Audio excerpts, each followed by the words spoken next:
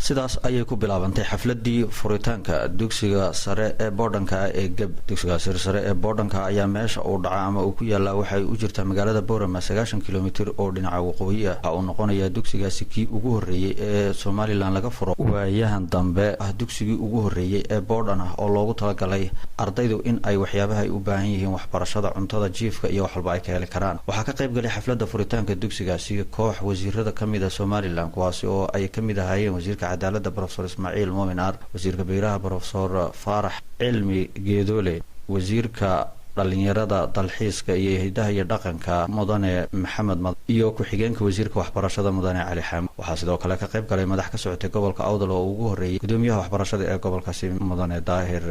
Maxamuud Xadi. Waxaa sidoo kale ka soo qayb galay marti sharaf kale oo aad u fara badan kuwaas oo iyagu markaasi aad u qadarinayay in ay arkaan dugsigaasi meesha cidlada ee banaanka laga dhisay kaasi oo ay ka faa'iideysan doonaan arday aad u tiro badan. Dugsigan ayaa waxa uu noqonayaa kii ugu horeeyay ee noociisa. xafladaas halkaas ugu horeyn waxaa ka hadlay Dr. Cabdiraxmaan Beyle oo isagu ah dadka dugsiga fikradiisa iyo dhismihiisaba isagu lahaa. Dr. Cabdiraxmaan Beyle ayaa hadaladiisa waxa kamid ah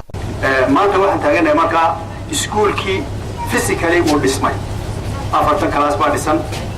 meeshii cuntada lagu cunayay ee ardayda hablaha iyo inamadu wax ku cunayeen diyaar bay tahay waa halka idinka muuqata insha Allah taala way diyaar garow doontaa halkii macallimiinta administration-kooda uu dhisan yahay macallimiinta halkii seexanayeen waa taa dhismaysa halkaas uu taagan yahay macallimiintiisii markay ardaydu hadday wuxuu yidhi ardaygu wuxuu yidhi Africa deyrkayga weeyaan geeskuna deriskayga weeyaan Djibouti duleedka weeyaan awda la degmadayda weeyaan gebina dugsigayga weeyaan Soomaali dadkayga weeyaan dareenka iyo jiilka weeyaan diinteeda islaamka weeyaan hadday kala daadsan tahay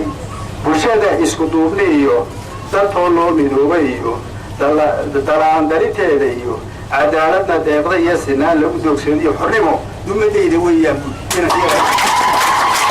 sidoo kale halkaasi ka hadlay wasiirka ku-xigeenka waxbarashada oo isaguna markaasi tilmaamay in uu iskuulkani noqonayo kii ugu horeeyay ee wasaaradda waxbarashada ay u aqoonsato mid Boordan oo laga sameeyo Soomaaliland sida ay dhigayaan buu yiri tilmaamaha iyo waxyaabihii aanu kala wareegnay wasaaradii hore. kali uu yahay iskuulkii ugu horeeyay ee laga hirgeliyo